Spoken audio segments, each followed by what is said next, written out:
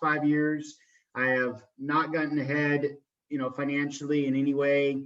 And I'm still walking around the mall prospecting people to try to find recruits that I could then go and sell to their friends and family. And so, just like any other MLM, friends and family start to get a little, yeah, don't come at us with that anymore. And regardless, and I was at the end of my rope there.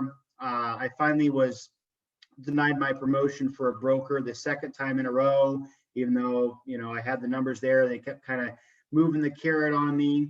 And that was the last straw for me after 6 years of just barely making it. I wish I would have woken up a lot sooner, but I said, there's got to be something better out there, right? I hear about all the multimillionaires in the insurance industry. Why not me? What am I doing wrong? And for 6 years, I blamed myself. I thought I wasn't good enough. I thought it was me. And eventually, I finally was searching around on Facebook and law of attraction. Everything, happens for a reason. I was scrolling through it and I saw somebody that actually was in my same team from that previous company. And she had not even sold a sale over here with us, but she was over with Family First Life and she was only there a few months and she was making, pretty decent money from what I could tell, at least her posts, posting her issue paid reports and things like that. And so eventually I just reached out to her and, kind of, had some back and forth stuff and then, kind of forgot about it for a while. And then finally I reached back out and set up a meeting with Matt Smith and them. And we, Victoria, is my significant other, Victoria Aguilar. She's been with me since the beginning at our last company. And we decided to meet with Matt Smith and he showed us a little bit more about the company. And we decided that, what do we have to lose? I'm negative in my bank account. I never been more low in my life. It's got to get better. And sure enough, we decided to get started. My first month full time was December 2019. And we had issue paid over $31,000 our first month. And so after my first month, I knew right away, like, game over, dude. I'm planting my flag here. This is it. Bring the freaking flowers because I'm going to do this or die trying. Absolutely. So I just want you guys to know that Family First Life does definitely have the best opportunity in the industry. You could definitely go work anywhere you want. And shoot, if you really want to, go try it out and come back because you probably will. When I was started over there, they start agents off on a 30% contract. And they don't even tell you, much about how it works. You're seeing all these Rolls Royces and all these cars and, mansions and stuff. You kind of get lost in the sauce like a meatball. And so you don't know what you don't know. And they have what's called the hermit kingdom mentality. And that's kind of like, other countries, Korea, things like that, where they shelter themselves from the rest of the world and they kind of portray the world, as they want it to be seen. And so when I was there, they always bashed upon, hey, you don't need to know anything about products. You don't need leads, right? You just need to worry about recruiting, right? And so I'm a really good builder. I like to build, but we're building teams of broke people, right? And so when I start off on a 30% contract, the most it goes up to is about 52%. And with one carrier, they pay you, I think, 80%. And the most of the money's made off of overrides. So if you're an associate making 30% and you're an SMD making 80%, you can see they're making 2 or almost 3 times more from an override than the agent's actually getting paid. And so I'm so happy that that's no longer our MO and our lifestyle. I mean, we used to have the mentality that every restaurant we went out to eat, we would try to prospect the manager or the waiter or whatever and try to recruit them. And even though I still believe in that today, I'm a little bit more selective because we truly can't hire anybody. But I have so much confidence in what I can do for people here that I'm not afraid to talk to anybody, right? So we're going to start doing that again. And that's a nice thing about this industry is that you're doing it first, you're proving it every week, and we can show them with our deposits now. We're not selling a dream anymore. But I would say that, for the first 6 years of my career, I was selling a dream and living a nightmare, and now I'm just living the dream. Awesome. Okay. So, so you came in, you started writing business. Tell me some of the things that, because you have a team. I don't know how big your team is, but I saw your issue paid for last month. So you obviously at some point started building. Yep. So when did you make your transition from insurance to agency, and how did that look? Because I spoke a little bit about it with Gage and Michaela. I want to know how you did it, and then I want to know what you're currently doing to maintain and continue to grow from the perspective of when you started to do it and what it looks like now. Perfect. Yeah. All right. Well, yeah. So when we first came over here, I brought over 7 licensed agents with me actually, and so I had some of my team locally, and then I had a few people from other states. One of them in particular, she's actually one of my largest legs right now. She was actually the assistant to the CEO that I was underneath, and her and I were just kind of sidelines. We always call each other and complain, and feel miserable together. And so her and I were always close. And the day that I said, you know what, Lysandra, I wish you well, I'm moving on, she says, I'm coming with you. And so I didn't try to bring her with me. She's just like, man, I know whatever you're doing, if it's better than this, then, it must be, right? And so she came over, and it's kind of been a snowball effect ever since then. And, that was a good start. But of course, we can't rely on that only. And so we continue to use that. I knew that we had to prove it here because there was a lot of people watching us. I'm not saying we were a big deal at the last company, but we were well known. People knew who we were. We were there for 6 years. And so I knew there was a lot of people, especially on social media, watching everything we did. And so I knew that if we time this right, if we really blow this up our first month and continue to do so, then people are going to follow us, because that's what we wanted to do. That was my goal in the beginning, was to rescue other struggling agents that were like me, that were so sick and tired of selling a dream and living a nightmare, knew that they were capable of more, but just wasn't getting the results they wanted. And sure enough, that's what we've been proven to do. And now we're hiring people from ZipRecruiter and different hiring ads that have no background in insurance. I got one guy in Seattle that was in timeshare, and my very first ZipRecruiter ad, I paid like $400 for. I found this guy, and he's already a sales manager, soon to be senior sales manager. And his first month, he did 30,000. I don't think he's had a month without doing 30,000 plus.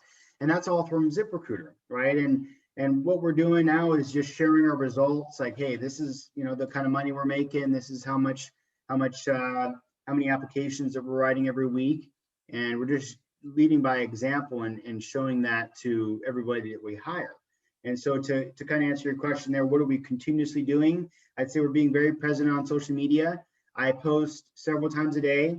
And lately, I've probably gotten 10 licensed agents in the last month or two, just from people reaching out to me, like, hey man, I've been watching for a while, want to get going, or they knew me from previously, now they're finally reaching back out. So that's great, but we're also not relying on that and throwing a lot of money into marketing. I remember when I first came here, Matt said, what's your marketing budget? Like, what do you mean? I was like, yeah, what are you spending every month on marketing? I'm like, I don't know, $50. I didn't have a budget. I didn't know what that was, because last company, how you found your business partners is you recruited them, right? And so here, you mean I can call people, offer them high comp, great training? Yeah, absolutely. And so I'm all about ZipRecruiter. I think we have a pretty good system down pat now. And it's just a system, man. It's a numbers game like anything else.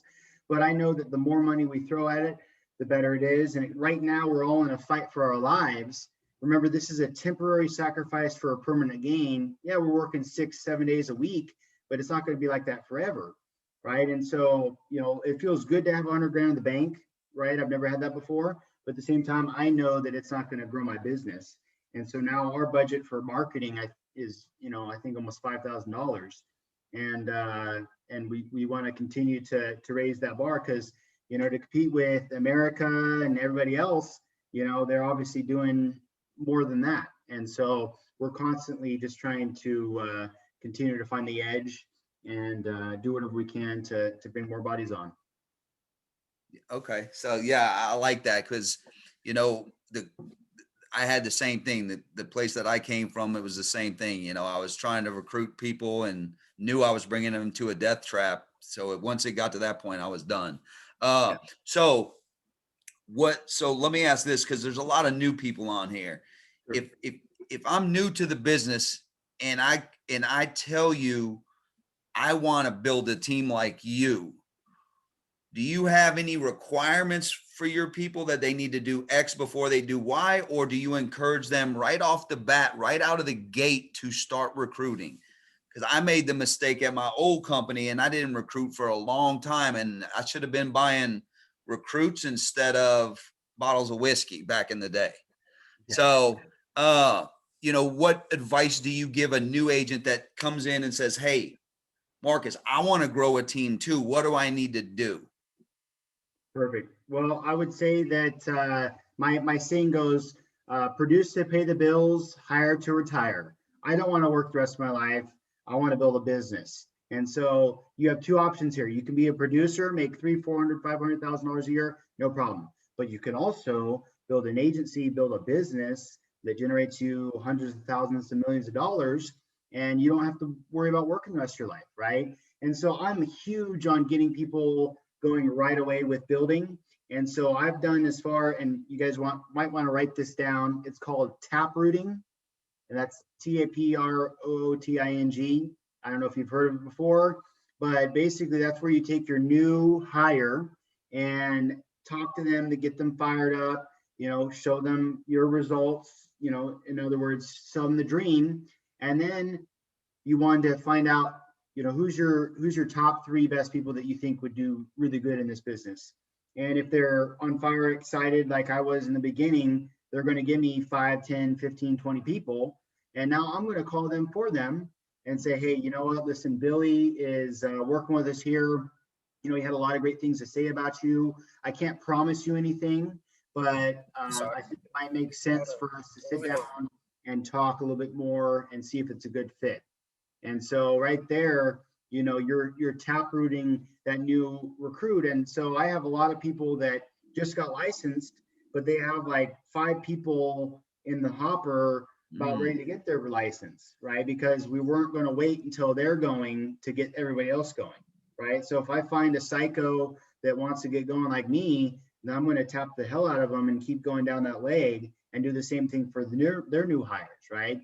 So I'm a huge believer in, you got to hire it from the beginning. You know, shoot, you know, as soon as you're contracted, you should be putting people into contracting. So I love that, man. And to be honest with you, if people didn't write that down, I have this recorded, but I can promise you from this day forward, my ass will be tap rooting, because I did a little bit of it, but I've tap rooted a little bit, but not to that degree.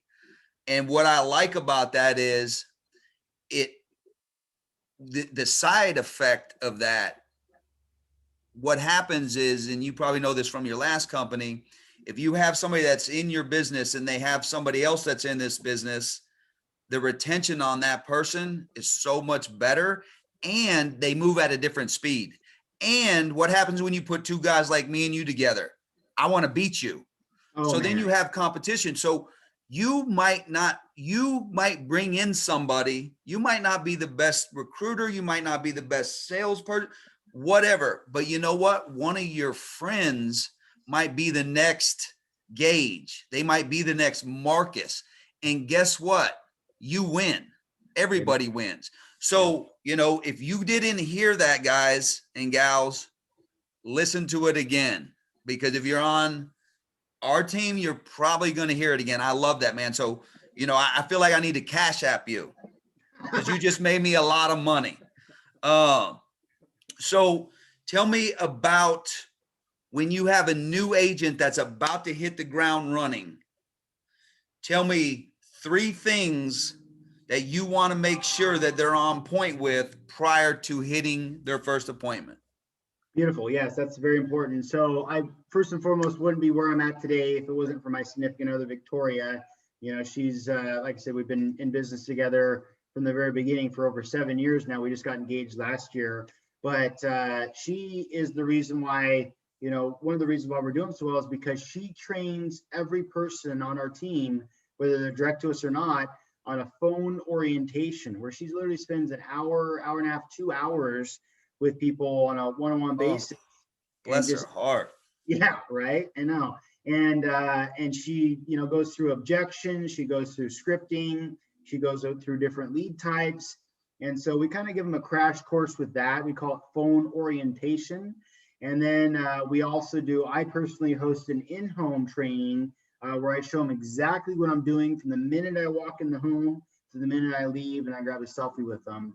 I'm showing them what I say, what I do, what forms I use, because you got to keep it simple, right? It's paint by the numbers. You do it like this, you're going to get this results. If you do it your own way, good luck. I don't know what kind of results you're going to get.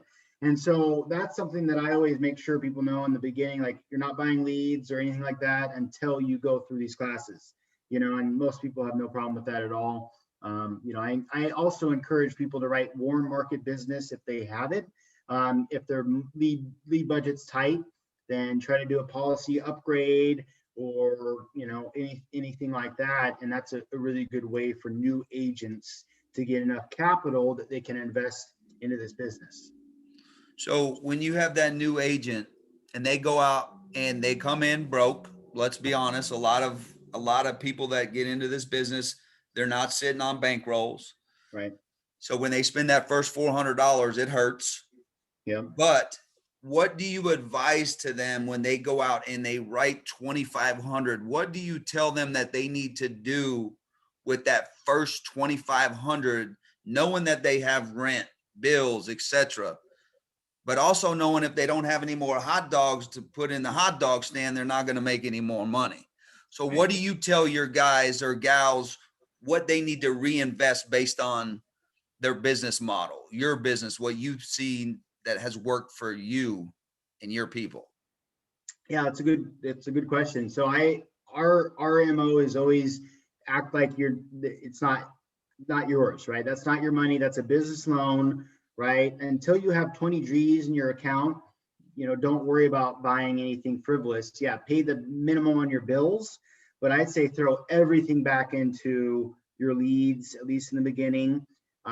For us, we were negative bank account. I had to open up a credit card to come here.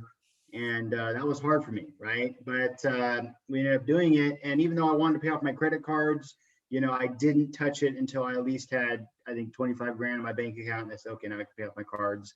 And now I'm never going to worry about money ever again for the rest of my life. Gotcha. That's one of the things that I've noticed. And I don't think people understand this that haven't been in the business very long, but I was talking to one of my top team builders today. And one of the things that I mentioned to him, because he's getting ready to have a baby and he's a part-timer, but he's going to get 3 months off from the government. And he said, Billy, what should I do? And I said, look, spend 10% of your time selling policies and 90% developing a bulletproof recruiting system. And I said, because that's going to carry you for the rest of your life. And I was telling him a little bit about, once this thing gets going, it doesn't stop, and I know you've seen it, but I don't think that people that are new to the business understand the opportunity that Family First Life. I have 5 people coming on my team daily, and I don't even know where they're coming from anymore, because once it gets moving, it's like a train. It just doesn't stop, and it won't stop. Like it as long as you're developing people, as long as people are making money, and we all know that not everybody's going to survive this business. But what I've noticed with FFL is that if people go to work, they survive. Because I had the same issue where you talked about. My people were low comp, overrides were through the roof. So the guy in the parking lot with the name, he had the Maserati, but the poor guy down here had bald tires and no money in his bank account. Yep. With FFL, it just goes. And once you get that momentum, it all just steamrolls. Like, the accelerant is the weekly numbers. Like that fuels the business. And once it goes for the next, you're 31, you'll be 61 and it'll still be going. You might not be, but it will be. Right. And that's the beautiful thing about this business. No other business that I know of can you do that. And, I'm older than you. And for me, I look at it as this thing continues to grow and I watch my guys and gals build their businesses. I'm just thinking about my kids. One day they're going to have this. And it's really generational wealth, because guess who owns FFL Evolve? Not me. I don't own it. Right. That's the beautiful thing about this business. Forever, it's yours. Right. And the company I was with, most companies, you don't own anything. When you leave, it's gone. So, I think that, I could sit here and I don't know if Gage wants you to do in-house presentations and all that, but I really wanted to utilize you because I know you came from another company and I know the company you came from. And I really think that a lot of people focus so much on production that they lose sight of the big picture. And for me, I've always been one that likes to bring somebody in and paint the big picture with the stipulation. The big picture goes a lot faster if you're producing, unless you have money in the bank. Right. But anybody can sell insurance, but building a business to a lot of people is scary until they get it. Like the tap rooting, I promise you, you just made the team a whole lot of money. And I say that, and that's the beauty of this business, is that we're able to feed off of each other. And I've been in this business 6 years and I've never heard that term. I've done some of it on social media where I'll find a sharp person on social media and I say, hey, I'll DM their friends and sharp looking friends and say, hey, my company's got a problem. We're looking for people. And you tap root like that. But I've never actually had a conversation with a new agent and said, this is what we need to do. And then called his recruits unless he came to me. So that right there, I promise you, is going to make a huge difference. So with that, I want to thank you for coming on, and I'm going to turn it over to Gage because Gage might have more questions, but I'm just ready to tap root, bro. Like right, that's it. So, yeah. But I'm going to turn it over to Gage, and I appreciate your time, and I appreciate you sharing that with us, because you know how you said you're always gunning for Americas and stuff. You just hurt yourself. No, I love it, man. Go ahead, Gage. No, I appreciate that, Marcus. And that's what I really wanted to give perspective on for the team, is the opportunity that we have here. So to give you guys perspective, Marcus's biggest year at his old company was $55,000. My first year with Family First Life was $342,000 in issue paid. And I deposited about $290,000. So that's the whole point of us bringing Marcus on here, was to show you guys a guy who's seen the dream 6 years ago and didn't give up. And the biggest takeaway that I got from you, Marcus, is that you said consistency. It was producing, it was sharing, and leading by example. And that's exactly the recipe that I have done for the last 20 months, was learn how to sell, do it consistently, whether it was a bad week, a good week, it was uncomfortable to spend more money on leads, but it was consistently producing. And then it was sharing what I was doing. And it took me 12 months of posting on social media before anyone would give me the time of day, because they didn't know what the hell the numbers meant. They didn't know what this was, or MLM is what they all think it is, right? But when you consistently post, it has to be real. Someone wouldn't believe in something if they're going to repetitively share the opportunity. So I appreciate you hopping on, Marcus. It really does mean a lot, man. Like you said, law of attraction. Met Marcus at convention. We've been chopping it up here and there, going back and forth. And that's the cool part, is Marcus is on the opposite side of FFL, but we can still help each other accomplish our goals. So I appreciate it, dude. Means a lot. Can't wait to get back to your team. And let's all keep crushing it. We're having a great month, and we'll see you guys in Slack. Appreciate you, Marcus. Thanks, guys. Have a good night, guys. Bye-bye.